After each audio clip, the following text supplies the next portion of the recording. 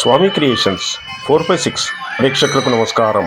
మన ఛానల్ని ఎవరైనా సబ్స్క్రైబ్ చేసుకోని వారు ఉంటే వెంబడే సబ్స్క్రైబ్ చేసుకోండి, లైక్ చేయండి, షేర్ చేయండి, అలాగే కామెంట్ పెట్టండి.